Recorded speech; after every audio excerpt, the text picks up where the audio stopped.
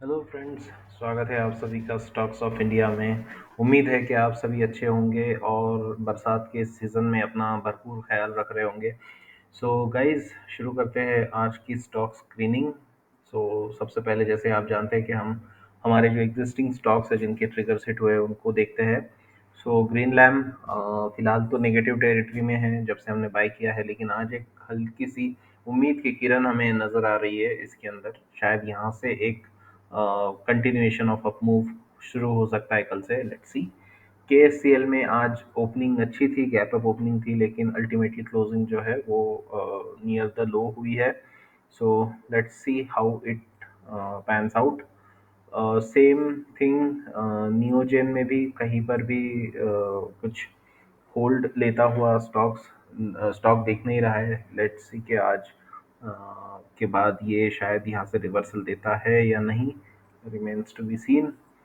VST tillers में pull backs चल रहे हैं, दैट्स फाइन, नेचुरल रिएक्शन है वो आफ्टर दिस रैली। वैसे भी हमारा ये नो रिस्क ट्रेड है, बिकॉज हमारा जो स्टॉप लॉस नीचे था उसको हमने अब हमारी बाइंग प्राइस पे मूव कर दिया है, because the trade has already moved almost equal and above the stop loss that we had. उसके ऊपर जाके उतने वैल्यू के ऊपर जाके क्लोज हुआ था, तो जैसे कि हमारा रूल है हम फिर स्टॉप लॉस को ऊपर मूव कर लेते हैं। ईपीएल में एक साइडवेज मूव अभी भी चल रहा है। लेट्स सी कि कब तक ये कंटिन्यू करता है। वॉल्यूम्स काफ़ी कम है compare to the up days, है ना। तो कहीं ना कहीं यहाँ पर एक अक्यूमुलेशन के बाद एक साइडवेज मूव दिख रहा है। लेट्स सी कि कैसे ये बनता है आगे चल के। उसके बाद है आपका एफडीसी। एफडीसी में हल्के से कॉन्ट्रैक्शंस मुझे फिर से एक बार एक वीसीपी की झलक इसमें देखने को मिल रही है। आई डोंट नो कि आपको ये दिख रहा है या नहीं, आप नोट कर रहे हो या नहीं, लेकिन कहीं ना कहीं यहाँ पर एक पुल बैक्स जो है वो छोटे छोटे होते जा रहे हैं, जैसे हमारे ई मुद्रा में हमने नोटिस किया था। सिमिलर उतने छोटे नहीं है, बट पुल बैक्स छोटे हो रहे हैं इसके, धीरे धीरे ऐसा लग रहा है। तो कहीं ना कहीं कॉन्ट्रैक्शन, एक छोटा सा वीसीपी यहाँ पे डेवलप हो रहा है। लेट्स सी के कैसे पैन आउट होता है ये भी। उसके बाद आपका वेस्ट लाइफ में आज एक हल्की सी बाइंग देखने को मिली है। लेट्स सी, अल्टीमेटली प्राइस तो नीचे की तरफ ही क्लोज हुई है, आई मीन लोअर पॉइंट के पास ही क्लोज हुई है, लेकिन शायद यहाँ से कहीं ना कहीं एक ट्रेंड रिज्यूम कर सकता है। ये अप ट्रेंड कल ही पता चलेगा मार्केट ओपन होने के बाद। और जैसे हमें उम्मीद थी, गोदरेज प्रॉपर्टीज को यहाँ पर कहीं ना कहीं सपोर्ट ये स्ट्रक्चर का मिलता हुआ दिख रहा है। सो ये जो रीजन है जहाँ पर जो पहले रेजिस्टेंस के तौर पे काम कर रहा था, अभी कहीं ना कहीं वो प्राइस को सपोर्ट दे रहा है। लेट्स सी कि ये कब तक सपोर्ट देता है। यहाँ से प्राइस अब ऊपर जाती है या फिर से साइड मूव्स या नीचे की तरफ जाना शुरू करती है। वेसुवियस में एक अच्छा रैली आया था कल, उसके बाद आज एक इनडिसिसिव कैंडल मैं कहूँगा इसको, कि ना तो ऊपर ना तो नीचे। बट ये भी हमारा नो रिस्क ट्रेड बन चुका है, बिकॉज हमारा जो स्टॉप लॉस है वो हमारी बाइंग प्राइस के पास ही हमने अप मूव कर लिया है। So this is also no risk trade now. Goodyear तो प्रॉफिट ऑलरेडी हिट हो चुका है, इसको हटा देता हूँ मैं। V guard logistic, sorry, V guard industries के अंदर अगेन जैसे हमें कॉन्ट्रैक्शंस देखने मिले थे एफडीसी में, सिमिलर टाइप के कॉन्ट्रैक्शंस वी गार्ड में भी देखने को मिल रहा है। अगर आप इसको ट्रैक करो तो कुछ इस तरह से ये देखने को मिल रहा है। फर्स्ट 5.7% का कॉन्ट्रैक्शन, और ये एक कॉन्ट्रैक्शन इसको कह सकते हैं 3.3% के आसपास। तो अगर इस कॉन्ट्रैक्शन से बाहर प्राइस आती है, जो कि वॉल्यूम्स भी ड्राई हो रहे हैं, दैट मीन्स के सप्लाई धीरे धीरे कम हो रहा है। अगर कहीं ना कहीं इस चीज़ को इस प्राइस को ब्रेकआउट करती है 297 एंड अबोव को, तो देर इज अ चांस के अप मूव कंटिन्यू हो सकता है वी गार्ड के अंदर। हेरिटेज फूड में आज एक अच्छा मूव आया, जिस वजह से हमारा जो टारगेट था 245 का वो भी हिट हो गया। प्राइस ने हिट कर दिया उसको, एंड उसके ऊपर ही क्लोज हुई है। वॉल्यूम्स भी काफ़ी ज़बरदस्त आ रहे थे। तो this is how you get to know कि इंस्टीट्यूशंस आपके स्टॉक में कब आना शुरू कर रहे हैं। ये वॉल्यूम्स जो जनरेट हो रहे हैं, ये इंस्टीट्यूशंस के ही वॉल्यूम्स होते हैं जो इस तरह से आपको देखने को मिलते हैं। सो हेरिटेज भी हमारा टारगेट हिट हो चुका है, so I am removing this from the list now. Bajaj consumer तो ऑलरेडी हिट कर चुका है, उसको भी रिमूव करते हैं।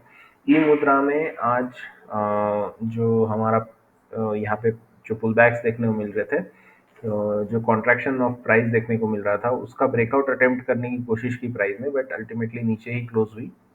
सो लेट्स सी कि कल कैसे मूव करता है। बेल के अंदर आज एक बेरिश मूव देखने मिला, क्लोजिंग भी नीचे की तरफ दिया प्राइस ने।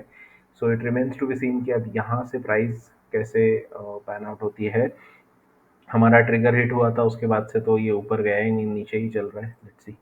जाइडस में आज एक अच्छी खासी रैली देखने को मिली, इसको मैं वन आवर चार्ट पे बताता हूँ, बिकॉज हमने इसको वन आवर पे आइडेंटिफाई किया था। यहाँ से आप देख सकते हो कि अप ट्रेंड जनरेट हुआ था प्राइस के अंदर। ये जो कॉन्ट्रैक्शंस थे, वोलेटिलिटी कॉन्ट्रैक्शन पैटर्न हमने आइडेंटिफाई किया था।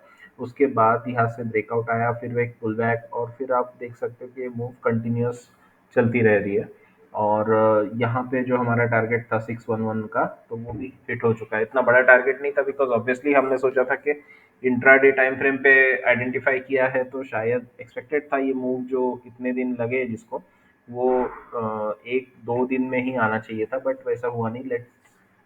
Let's not complain about it, because market जो है अपने तेजी से ही चलता है। हम जो भी सोचते हैं या जो भी एनालिसिस करते हैं, वो बिल्कुल भी मार्केट उसको तवज्जो नहीं देता। हाँ, हम उसको ऑब्जर्व कर सकते हैं, एक अपना प्रेडिक्शन या अपना एनालिसिस के तौर पे उसको प्रेजेंट कर सकते हैं, लेकिन कभी ये कंफर्म नहीं कह सकते कि ये कितने दिन में आएगा या कितने दिन में नहीं आएगा, है ना।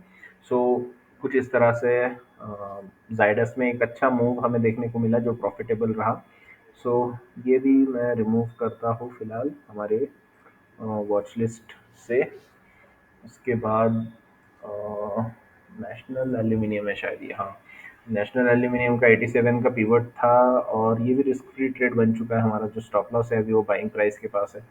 सो यहाँ पर एक हल्का सा बुलिश सेंटिमेंट मैं कहूँगा देखने को मिला है आफ्टर स्मॉल पुल बैक्स। तो उम्मीद है कि अब ये कंटिन्यू करे अपवर्ड जर्नी। जीपीपीएल में हमारा जो ट्रिगर था वो हिट करने के बाद से प्राइस नीचे की तरफ ही चल रही है। लेट्स सी कि ये कब तक ऐसे चलता है। कहीं ना कहीं यहाँ पर भी वीसीपी की तरह एक पैटर्न डेवलप होता हुआ दिख रहा है, so that's a good thing. बैंकों में आज एक हल्की सी मूवमेंट रही प्राइस के अंदर, ज़्यादा कुछ था नहीं। एक रेंज में था स्टॉक, और कहीं ना कहीं ये जो है एक रेजिस्टेंस अब एस्टैब्लिश हो चुका है। ये बड़ी कैंडल जो थी आपकी, उसका रेजिस्टेंस एस्टैब्लिश हो चुका है। अगर वो क्रॉस करती है प्राइस, तो शायद हमारे टारगेट की तरफ भी जा सकती है। जीएलएस में जैसे कि मैंने कल आपको बताया था गाइस कि ये जो प्राइस थी हमारी 615 वाली, इसको टच किया था प्राइस ने कल, और नीचे आके क्लोज हो गई थी। एग्जैक्टली हमारे ट्रिगर को टच करके, ऑर्डर ट्रिगर करके प्राइस नीचे आ गई थी।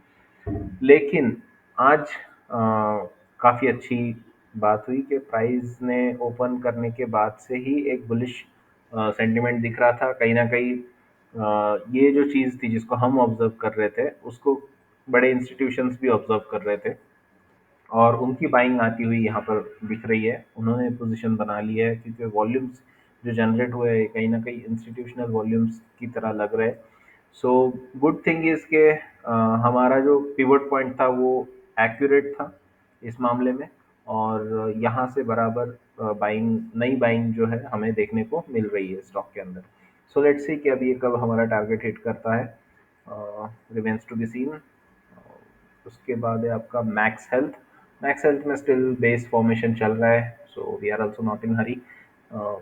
As long as this is a constructive way, जैसे आप देख सकते हो कि जो स्विंग लोज है ये हायर लोज बनते जा रहे हैं, so that is a good thing. IGL, अच्छा आप ये रडार वाले स्टॉक्स है, सॉरी, हाँ, ये हमारे स्टॉक्स जो है हमारे रडार पर है। इनके पिवट्स हमने निकाल कर रखे हैं, और तो वो जब आएंगे तो उसको वहाँ पे बाइंग हम ट्रिगर करेंगे। लेकिन जैसे कि मैंने कल भी आपको डिटेल में एक्सप्लेन किया था कि आईजीएल के रेवेन्यू, सॉरी, अर्निंग्स ड्यू है, तो उसके वजह से यहाँ पर अगर आज ब्रेकआउट आता भी तो शायद हम नहीं लेते थे इसको, बिकॉज बाकी सब चीज़ें सही थी, लेकिन हुटामाकी का हमारा जो एक्सपीरियंस था रिसेंटली, जिसमें हमें देखने मिला कि रिजल्ट के बाद प्राइस ज़बरदस्त गैप डाउन होके खुली थी, जिसमें फिर हमारा स्टॉप लॉस भी हिट हुआ था। तो सिमिलर एक्सपीरियंस हमें यहाँ पर नहीं लेना था। वी डोंट नो कि प्राइस यहाँ पे पॉजिटिवली रिएक्ट करेगी या निगेटिवली, अर्निंग्स अब तक आई नहीं है, लेकिन वो एक रिस्क फैक्टर होता है जो कि आपके कंट्रोल में नहीं होता। Once you are in the stock, जब आपने उसको बाय कर लिया तो फिर आप कितने ही अच्छे माहिर खिलाड़ी क्यों ना हो, अगर प्राइस को गैप डाउन होना है तो आपको कहीं ना कहीं वहाँ पे वो लॉस उठाना पड़ता है।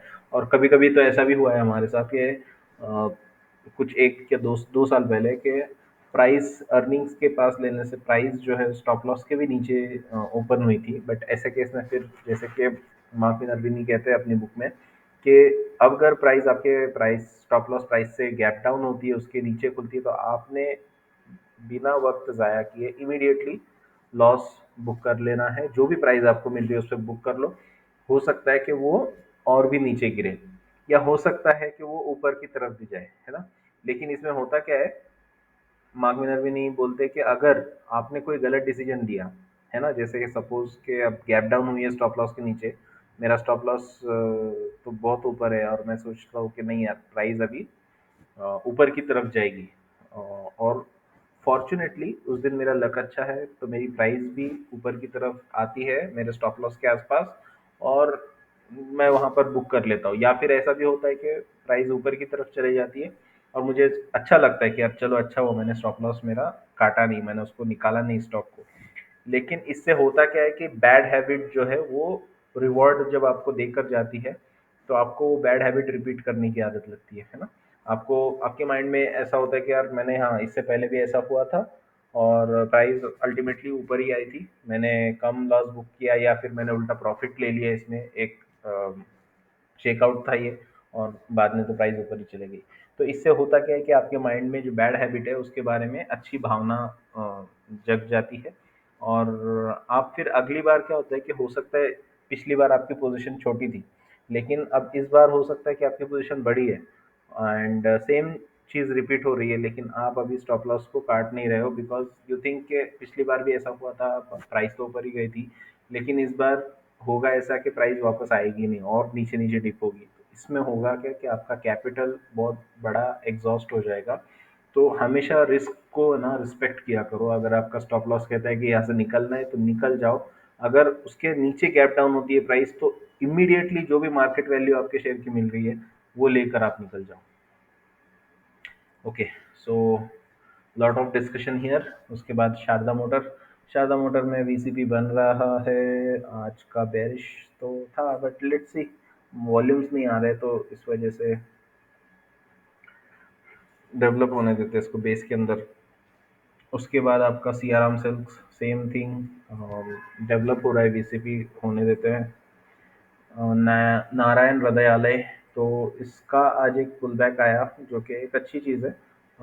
आना भी चाहिए था बिकॉज यहाँ से एक स्टॉप लॉस, अगर इन केस कल ब्रेकआउट आता है तो हमें एक स्टॉप लॉस की जो स्विंग है वो मिल चुकी है अब। और या let's wait for this formation. आज एक नए स्टॉक, कुछ नए स्टॉक्स हम लेकर आए हैं, उसमें है फीम इंडस्ट्रीज। तो फीम में ऐसा है कि अगर मैं आपको इसको लॉन्गर टाइम फ्रेम पर बताऊं, वीकली पर, तो लग रहा है कि कुछ ना कुछ यहाँ पर होने जा रहा है। आप देख सकते हो कि जब ये बेस बन रहा है तो वॉल्यूम्स जो है वो धीरे धीरे उतने ड्राई तो नहीं हुए अब तक, लेकिन कहीं ना कहीं गिर रहे हैं। आपको समझ में आएगा यहाँ पर, ये 50 डेज का जो एवरेज वॉल्यूम की वाइट लाइन है, इसको अगर आप फॉलो करोगे तो ये बताती है कि कहीं ना कहीं, सॉरी अब ये वीकली चार्ट है तो 50 वीक्स के एवरेज वॉल्यूम है, ये कहीं ना कहीं वॉल्यूम्स यहाँ पे गिर रहे हैं। अगर आप डेली चार्ट में देखोगे तो आपको यहाँ पे दो स्विंग्स क्लियरली नजर आएंगे, है ना। और ये दो स्विंग्स के बाद यहाँ पर एक एक्सपेक्टेड है कि यार प्राइस और थोड़ा सा पुल बैक दे दे इधर, बिकॉज ये स्विंग जो है ना, थर्ड स्विंग मुझे बहुत अनकंफर्टेबल लग रहा है, मतलब इनकम्प्लीट लग रहा है मैं कहूँगा। और उस वजह से इसको मैंने ट्रिगर या रडार में नहीं डाला है, बिकॉज यहाँ का स्विंग अगर नीचे मिलता ना मुझे तो शायद वो एक और कंस्ट्रक्टिव बेस होता राइट साइड में, पिवट होता राइट साइड में, लेकिन कहीं ना कहीं यहाँ पर थोड़ा डाउटफुल लग रहा है मुझे। सो इसलिए इसको सिर्फ रडार पे रखा है, सॉरी वॉच वॉच लिस्ट में रखा है, रडार पे इसको मूव नहीं किया इमीडिएट एक्शन के लिए। उम्मीद है कि अगर इस यहाँ से पुल बैक मिलता है और फिर एक रैली आती है तो फिर इसको हम रडार पे और अल्टीमेटली बाइंग लिस्ट में ला सकते हैं। लेकिन फिलहाल के लिए आपको बस यही बताना था कि ये एक अच्छा सेटअप हमें देखने को मिल रहा है। नेस्को में भी एक सिमिलर थिंग है, यहाँ पर उतना बड़ा बेस नहीं है, लेकिन एक कंसोलिडेशन मूव देखने को मिल रही है और यहाँ से ट्रेंड रिवर्सल भी शायद हो सकता है प्राइस का अच्छा खासा ऑल टाइम हाइस की तरफ जाने के चांसेस बन सकते हैं प्राइस के, अगर ये कंस्ट्रक्टिव डेवलपमेंट होती है तो। उसके बाद मैप माई इंडिया में एक मोमेंटम है। मैंने एक चीज़ देखना भूल गया था, just let me check this whether it's a power play or not. So नहीं, ये पावर प्ले नहीं है, 47-46% ये प्राइस जो है वो रन हुई है। लेकिन यहाँ पर आप देख सकते हो कि टाइटनेस बहुत ज़्यादा हो चुकी है प्राइस के अंदर, और कहीं ना कहीं ये एज अ पिवट पॉइंट काम कर सकता है। And this could be a stop loss, but ज़रूरी नहीं कि ऐसा ही हो। हो सकता है कि ये टाइटनेस कंटिन्यूअस रहे या फिर इससे नीचे भी गिर सकती है प्राइस।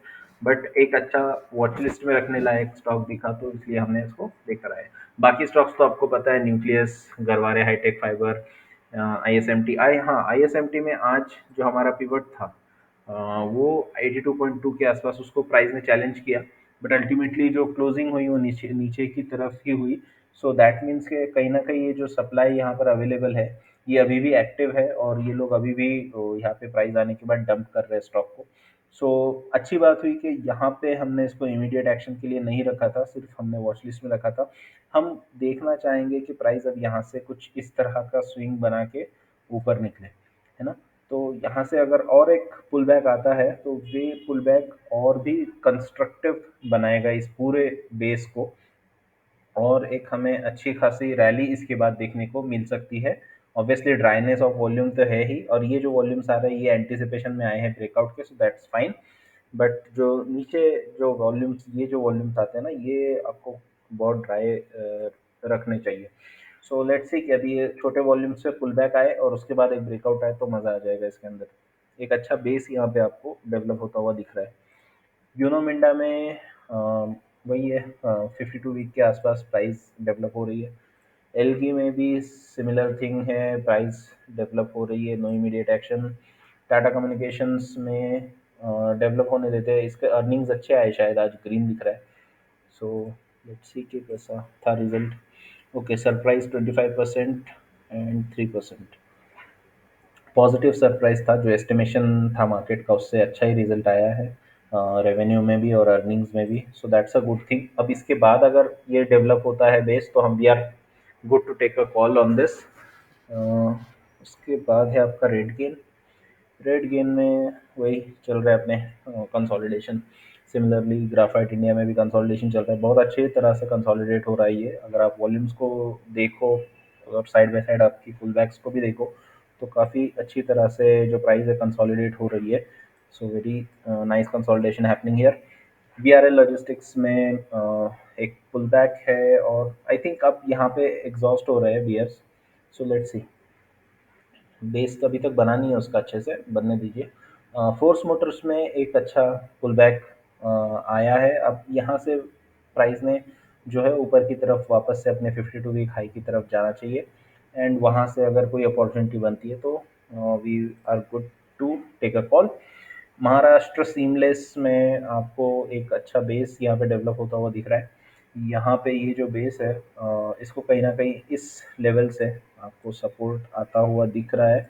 यहाँ से प्राइस को सपोर्ट मिला है और एक आज बुलिश कैंडल बनी है, बुलिश प्राइस एक्शन देखने को मिला है, तो उम्मीद है कि यहाँ से प्राइस जो है ऊपर की तरफ जाए, एक अच्छा पुल बैक आए फिर वहाँ से भी, और फिर एक ब्रेकआउट आता है तो we would be happy to get into it. Godavari power में पुल बैक आना चाहिए अभी यहाँ से। उसके बाद है आपका ज़ोमैटो। ज़ोमैटो में पुल बैक्स चल रहे हैं, लेट्स सी। ये बड़े टाइम फ्रेम पे आपको, जैसे हमने बताया था पहले भी, कि ट्रेंड रिवर्सल आपको देखने को मिल रहा है यहाँ पे। वीकली क्लोज उसका काफ़ी अच्छा था पिछले हफ्ते का, लेकिन इस हफ्ते पुल बैक्स थोड़े ज़्यादा हो गए हैं। अब यहाँ से प्राइस में कहीं ना कहीं ये सपोर्ट लेना चाहिए यहाँ पर, और यहाँ से ऊपर की तरफ मूव करना चाहिए आइडियली। सांसेरा इंजीनियरिंग में भी पुल बैक्स चल रहे हैं। लोधा में भी एक अच्छा बेस डेवलप हो रहा है। आप देख सकते हो कि जब ये पुल बैक्स आ रहे हैं तो वॉल्यूम्स कितने ड्राई है। सो दैट मीन्स कि कहीं ना कहीं यहाँ पे एक कंस्ट्रक्टिव बेस फॉर्मेशन हो रही है। बालकृष्ण इंडस्ट्रीज में लॉन्ग टर्म बेस का हम ट्रैक कर रहे हैं। कंसोलिडेशन आ गया बालकृष्ण। ओके, हाँ, price is emerging out of long consolidation. तो ये हम कई दिनों से, कई हफ्तों से, महीनों से ट्रैक कर रहे हैं। सो लेट्स सी। एडवांस एंजाइम में अगर आप वीकली पे देखो तो आपको लगता है कि यहाँ पे ट्रेंड रिवर्सल हो रहा है। सो उसी को ट्रैक किया जा रहा है यहाँ पर। एसपी पेट्रो में ये एक बहुत अच्छा सेटअप, मतलब एक क्विक, बोलते हैं क्विक सेटअप, क्विक गेन्स दे सकता है 452 का ब्रेकआउट। लेट्स सी कि यहाँ पे टाइटनेस जो है वो बढ़ती जा रही है प्राइस के अंदर। उसके बाद है आपका गेल। गेल एक आप कह सकते हो कि एक स्क्वायर में चल रहा है, एक रेक्टेंगल शेप में इसका चल रहा है साइडवेज मूव। Let's see. मान इंफ्रा कंस्ट्रक्ट, सॉरी, मान इंडस्ट्रीज और मान इंफ्रा में कंफ्यूज हो जाता हूँ। सो यहाँ पर भी आपको देखने को मिल सकती है tightness, but red flag is earning is due soon. So please ये भी मद्देनज़र रखिएगा। एंड आवर फाइनल डिस्क्लेमर कि भाई आपको जो भी स्टॉक्स बताए ये आपके एजुकेशनल पर्पस के लिए बताए। अगर हम चाहते तो सिर्फ नाम भी बता सकते थे, लेकिन इतना डिटेल में, इतना सप्लाई डिमांड रेजिस्टेंस सप्लाई, ये सब सिर्फ इसीलिए बताया कि आपको ये सीखने को मिले, आप इसको अपने तरह से इस्तेमाल कर सके, है ना। तो आप प्लीज़ इसको एज अ फाइनल कंफर्मेशन या फिर एक रिकमेंडेशन टू बाय और टू सेल द स्टॉक ऐसा मत कंसिडर कीजिएगा, because we are not SEBI registered. And आपके जो फाइनेंशियल डिसीजंस है वो आप किसी से भी रजिस्टर्ड रिसर्च एनालिस्ट या एडवाइज़र से ही डिस्कस करके फिर ले। हमारे चैनल को सिर्फ आप एक एजुकेशनल चैनल की तरह ट्रीट करें। Thank you and take care. Bye.